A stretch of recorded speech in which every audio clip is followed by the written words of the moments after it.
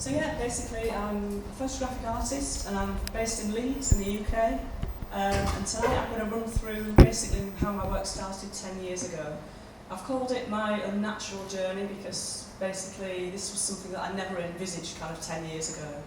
And also it relates to the natural material of plastic.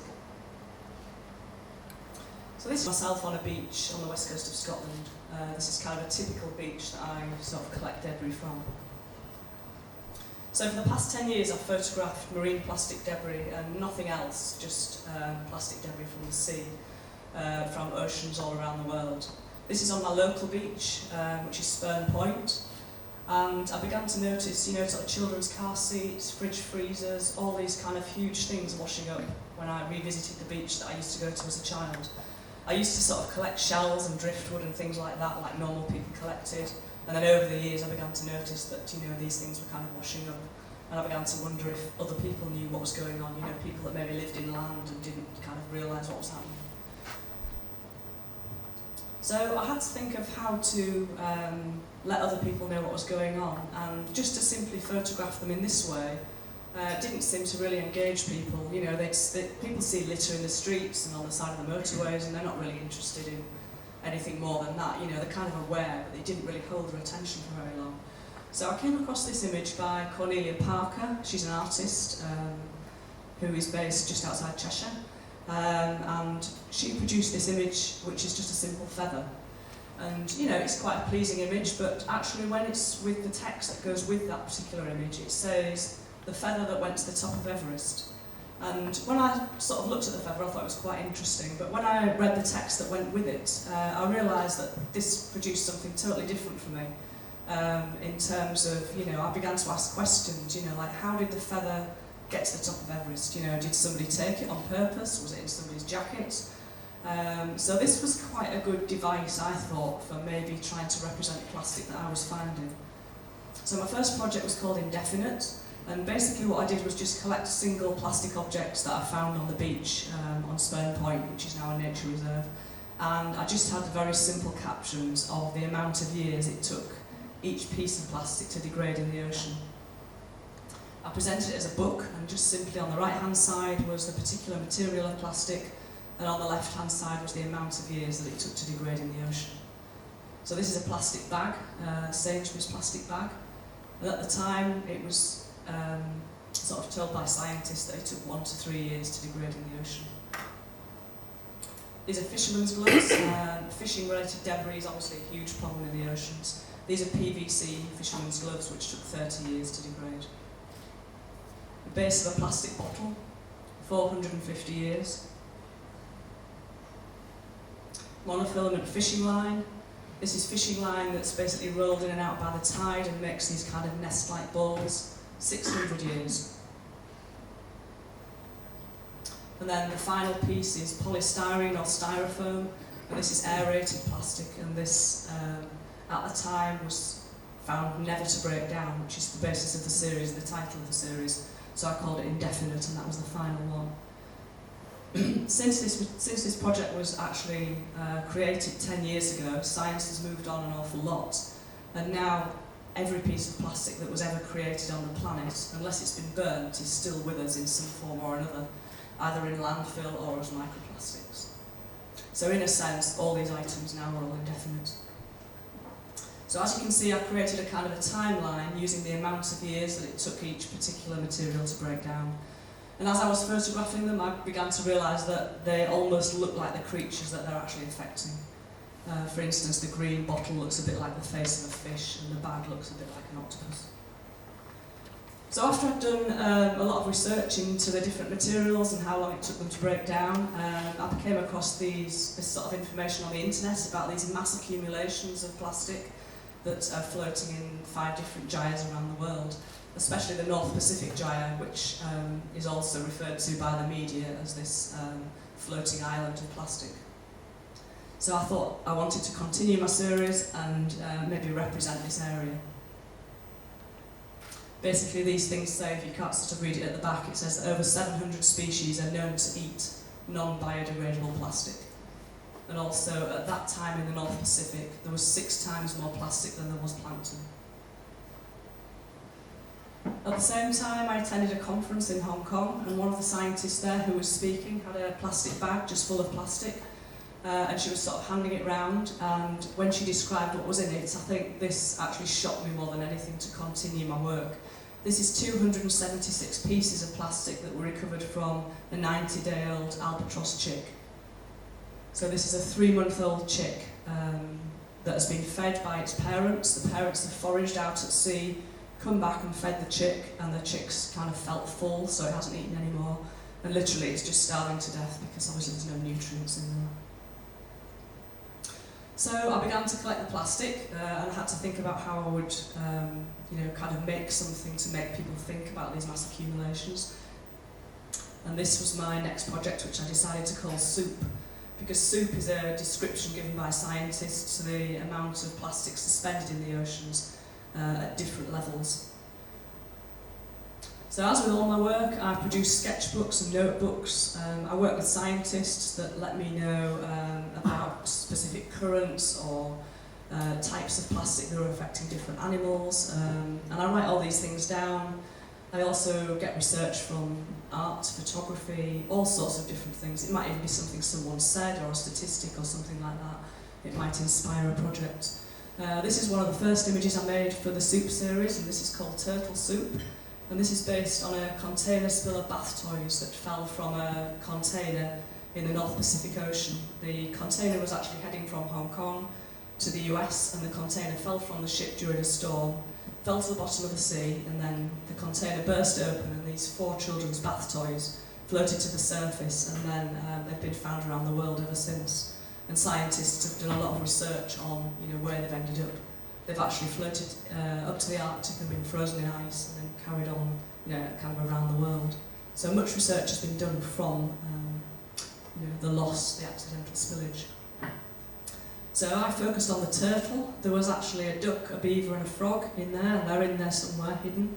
But the turtle had this blue underside because it had obviously floated around the world and it was least degraded than the kind of the white colour from above. So I wanted to reflect the ocean by using the blue. This image is called Soup Translucent, and this relates to all food packaging that I found around the coast of the UK. So there's turkey and ham packaging in there, there's a helium balloon that's had the ink washed off it, and bottles and all sorts of translucent things.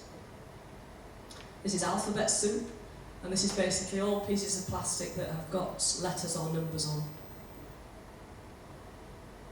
And when I was actually photographing this particular image, the larger objects in the foreground randomly sort of came together and almost gave their own message from the sea, because the part of the words spelt foul, sea and hazardous substances.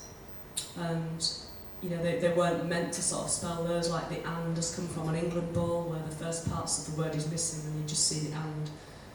And when I stood back from this image, I just thought it was particularly ironic that it's almost giving its own message. So these are nurdles. These are the pre-production pellets of plastic that everything is manufactured from, and they're about 5mm little cylinders. I think Matt's got some in a jar that he's going to show later on. So all plastic products are all made from nurdles, and these escape from factories down drains into rivers. There's somebody in Japan that studies the accumulation and the areas of where nurdles are found, and it's said to be on nearly every beach in the world now. So I collected nurdles from 3 different beaches, 3 different seas, 6 different beaches, and created this kind of spatial image to represent that plastics have no boundaries really, there's an infinity of plastics in the ocean. This image is called Burnt Soup, and all pieces of plastic in this one include partially incinerated plastic, whether it's actually been burnt on land or at sea, but it's all been then washed up and I've found this on the shore. Just to show how things are easily mistaken from nature and by birds or creatures. On the left is the monofilament fishing line that I mentioned, and on the right are fish eggs, so they're quite similar. And I created an image using the fishing line based on a swarm of jellyfish. This is called Bird's Nest Soup.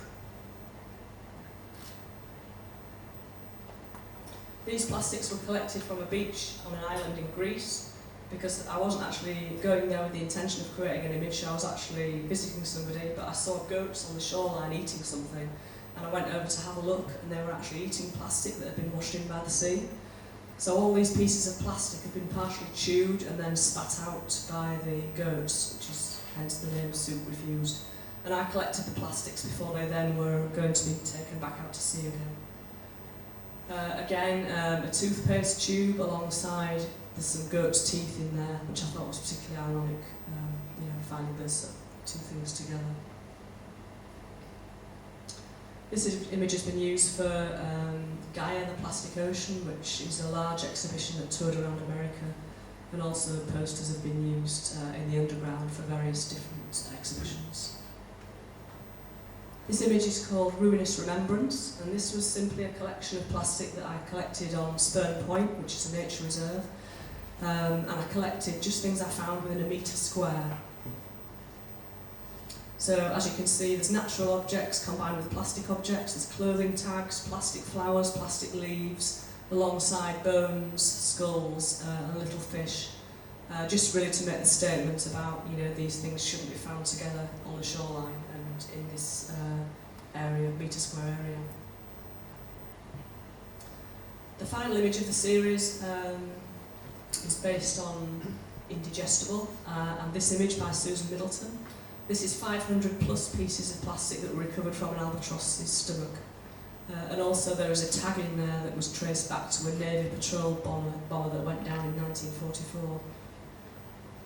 I created this image based on that collection. This is called 500 plus, and it's basically to represent how the plastic would be, say, in the stomach of an albatross. It would be in this compact arrangement.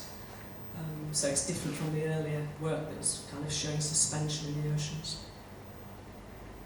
When I finished that series, it was coming up to Christmas time, so I thought it'd be really good to try and engage people at Christmas. So I created this image called Every Snowflake is Different, and it's based on the fact that snowflakes all have a different molecular structure, a different makeup.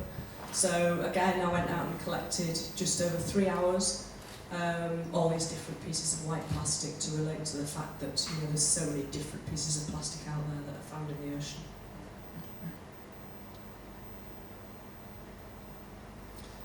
When I finished this project, I was lucky to be enough to be awarded the Environmental Bursary from the Royal Photographic Society, and this enabled me to take part in an expedition crossing the North Pacific Gyre itself from Tokyo to Hawaii. Before I went on the expedition, I thought it would be really good to create an image. This is called Where Am I Going? Because I'd never been on a boat before, any kind of expedition like this. It was a small yacht, a racing yacht with 12 people on, scientists and educators. So I had no idea where I was going or where I was going to end up. So I likened it to a balloon in the fact that it kind of goes off into the atmosphere, bursts, and then it floats down. You never really know where it's going to land. And also the pink balloon at the bottom is a good example of how balloons burst when they're up in the atmosphere. They burst in these shard-like sort of tentacles. And then when they land in the ocean, they look very much like jellyfish, which is why turtles and other creatures eat them. So the expedition sailed from Japan to Hawaii, and during that crossing, the scientists collected trawls from various different reference points across the tsunami debris field. The trawls consist of like a long kind of stocking with a filter on the end, and basically they skim the surface of the ocean for different periods of time. And while I was on the voyage, I photographed every piece of plastic that was brought on board during that trip, which was 32 days. The scientists were testing while they were on the yacht, and also taking plastics back to the US for different scientists to test. It was particularly relevant, this trip, because when the tsunami happened in March the 11th, 2011, the scientists knew exactly when plastic left land, which normally people don't. You never really know where it comes from and where it ends up. So for them to know when they found tsunami debris, they knew that it had left a year and 3 months from when we found it. So a lot of research could be determined from that. And that include like rafting organisms. These are kind of crabs and things that were actually attached to some of the plastic, which would not normally be found away from land, and little kind of water boatmen that were attached to plastic, so they could tell, lots of different things, how many eggs had been laid and all those types of things, and how they would potentially then graft to another land or country and potentially affect ecosystems. And then right in the middle of the North Pacific, I found a balloon with a balloon holder, which was pretty amazing because we were thousands of miles from land, and particularly ironic because I'd created that image of the balloon before I set off. So I created a series called Shoal, and this is based on the accumulations of plastic that were recovered from these grid reference points across the tsunami debris field. They were all given the grid reference points of where the actual shoals were recovered from, along with other things that were recovered and brought onto the boat. This one includes parts of a Japanese house, quite a lot of fishing gear, shampoo bottles, buckets, washing up bowls, a lot of personal objects. This is a child's ball with a fishing magnet and various fishing floats. This one is, you can see Mickey Mouse here. In the background there's also Shrek and Hello Kitty. These are obviously iconic toys that are used by children around the world, but particularly sad to find these in the ocean as a result of the tsunami. So I created this image to almost reflect the amount of children's lives lost during this kind of devastating event.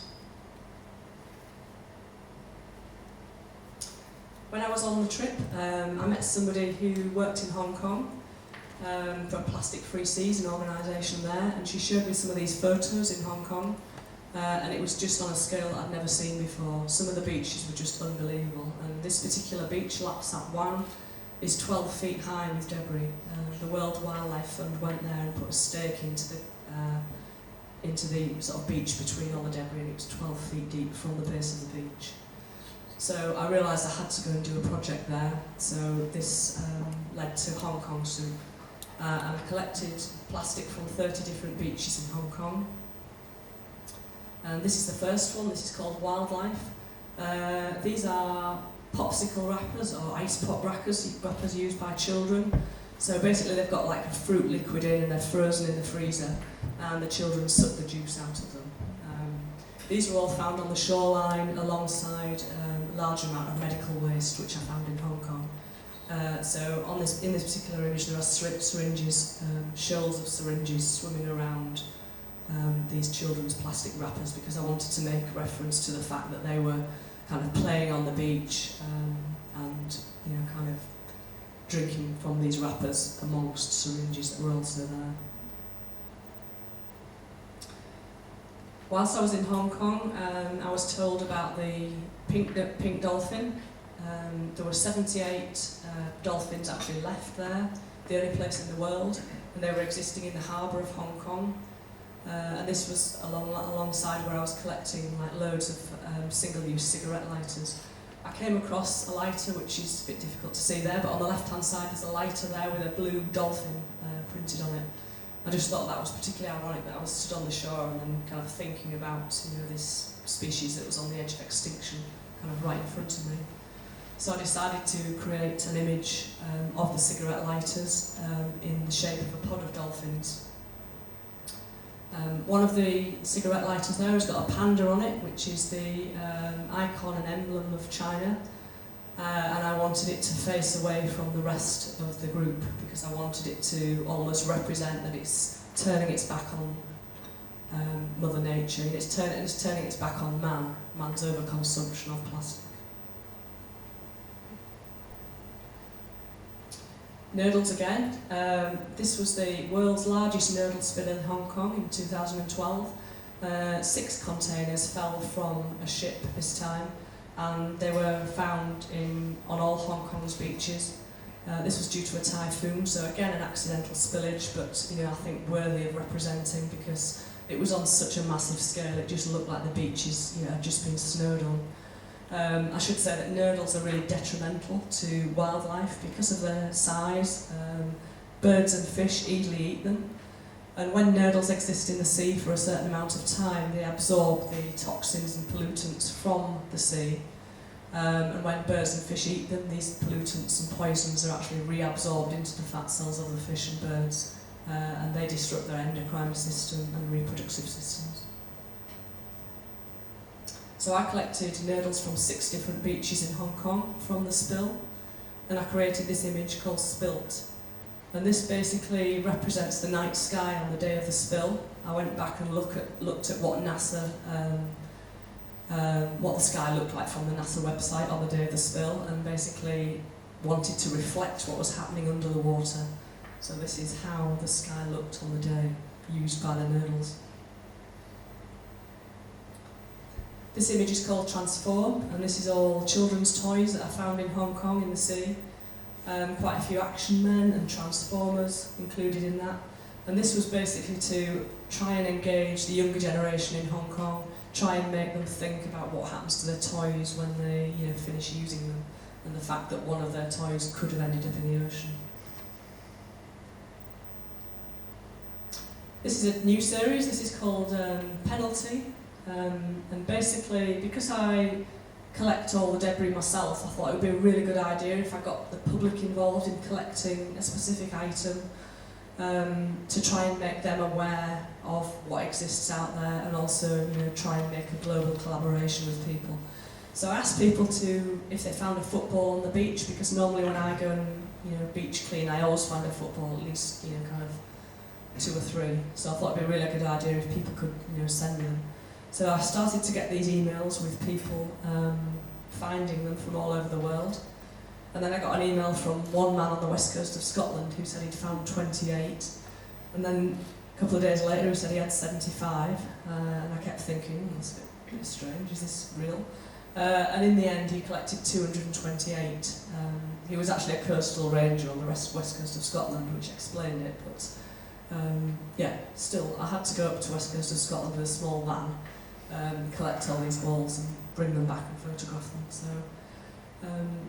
I mean, this went out on social media, and I was really lucky because lots of different organisations shared it. And I did think if I got 30 or 40 footballs, I could make quite a nice image with it. But in the end, I got 769 footballs. And each ball tells a story. The balls can come from all over the world. The orange one there was actually lost during the tsunami. It has the person's name written on it in marker pen, the school they were at and the city they were in before the tsunami. And this was recovered by somebody on the west coast of the US. The bottom right hand corner, the green ball, was actually from Robben Island, which is off South Africa, which is where Nelson Mandela spent many years in captivity. So, all these different balls, there's some kind of Manchester United football that was found off the south of Australia. So they all have a different story, and, no one really knows where they've come from and, how they've ended up. But 769 in total from 144 different beaches and from 41 different countries and islands. So I was really grateful for this collaboration, because what I wanted to do was raise awareness at the time of the World Cup in 2014, and I was really lucky enough to be interviewed on CNN in the US at the time of the World Cup. So it was a kind of a global collaboration that actually ended up by going global. This is balls collected from Europe.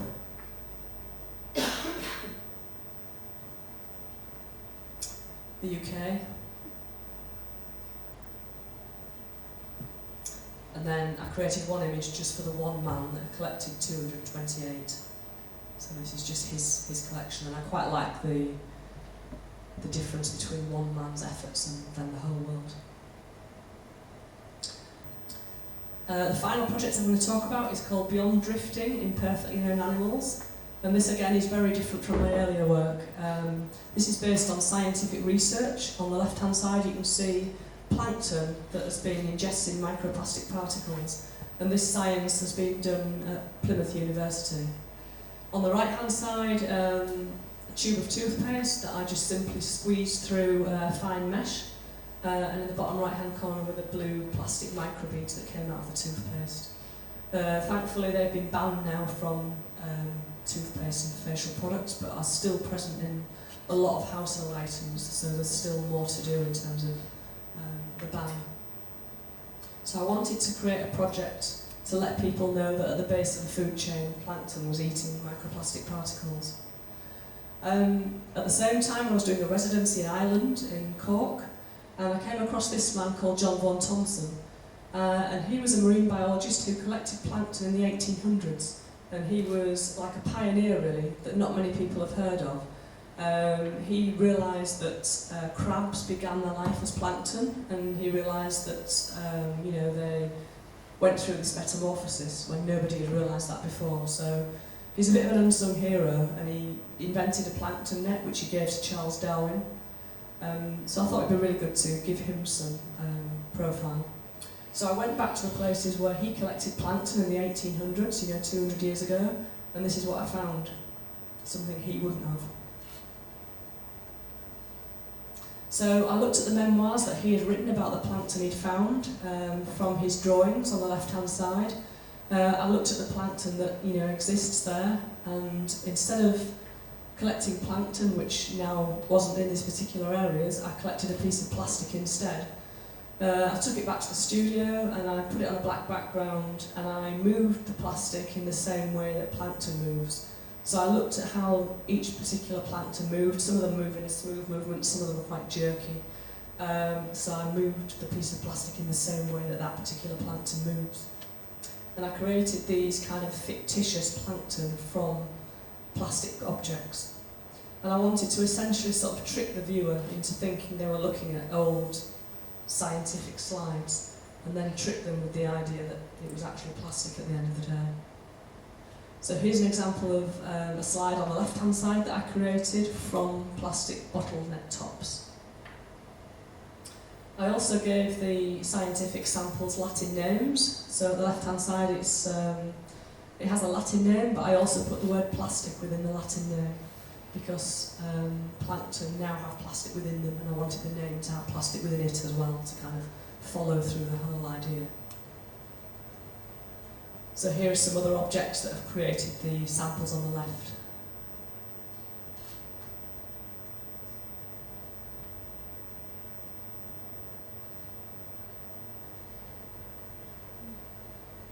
This is a mobile phone casing. And a plastic bag. So the project developed as a book. I decided that I wanted to trick people by giving them an old science book. So I created this book, which was published exactly like this. I wanted it to look like an old dusty kind of mouldy book from the 1800s, and I wanted people to go and pick it up and open it and think they were looking at old scientific slides from the 1800s. So I recreated all the mouldy sort of stained pages within it. On the left-hand side were all John Vaughan Thompson's memoirs of when he found plankton without plastic in it. And on the right-hand side were my plastic current representations of samples. At the back of the book there was a sticker which concealed the identity of the plastic. So hopefully the viewer was looking through the book and think they were looking at old scientific slides, and then when they opened the back of the book that said concealed hazard, they found the hazards, and they found the index of what I'd created the samples from. This was one of the top 10 best awarded books in 2017 by Smithsonian in the US. And also the series was picked for the Pre-Pictet Award shortlist for 2017, which is the world's largest award in sustainability, and that's travelled around the world for the last 2 years. Along with the exhibition, I also include these old scientific drawers to kind of engage the viewer with something physical as well as just images. So there's samples of microplastics in there, microbeads, alongside plankton slides from the 1800s. So essentially I'm kind of representing a current problem by reflecting history at the same time. So my work has been used by the New Scientist. As I say, I do a lot of work with science, especially this year. I've been on 2 scientific expeditions. So I'm really pleased when they want to use my work alongside their journals because it shows it works.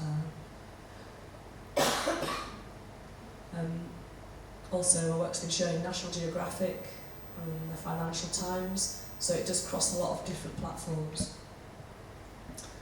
Also, I don't just want my work to be seen in galleries because I feel there's a lot of people who aren't comfortable in visiting an art gallery. So I'm quite keen to get my work seen in public spaces where it can engage people, you know, when they're doing shopping or they're going to the beach or whatever it might be.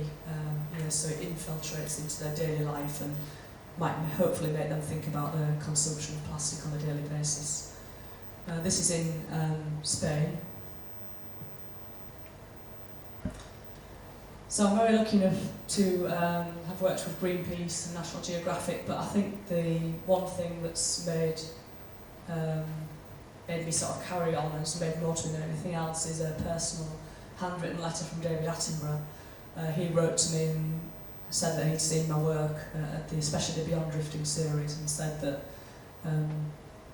you know, it sort of really touched him and to keep going with the work. So that's something that I think has meant more to me than anything else. So when I have exhibitions, solo exhibitions, I always leave feedback forms, and I always sort of ask people, you know, has it made you more aware of plastic? You know, has it made you think about what you might use on a daily basis? And has it made you reuse or find an alternative? And usually, you know, it's very favourable. More than 90% of people say they've learnt something. It's made them think about plastic on a daily basis. So, you know, that's one way of me finding out whether my work does reach people. And currently, at the moment, my work is on show, on display in the Italian Parliament in Rome. So, in terms of reaching where it really matters, it has reached governments in Hong Kong and Italy, so it's really good to have it in these sort of high places. So this is a map of where I've collected plastic from around the world. So as you can see, it's a global representation. It's not just highlighted in any particular areas.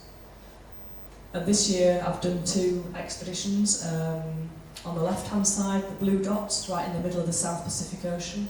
I've been on an expedition with scientists to Henderson Island, which is one of the remotest places on the planet and also the most plastic polluted place on the planet.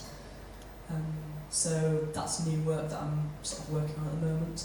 And on the right-hand side, the green dot, which is just an island off Australia, which is called Lord Howe Island, is where the colony of shearwater birds since the 1970s have declined by 50%. And this is heavily due to plastics, again, you know, ingesting plastics. So I worked alongside scientists there who were doing real and cutting-edge research on year on year of the accumulation and, you know, the amount of birds still left in the colony. So this is work again that I'm working on.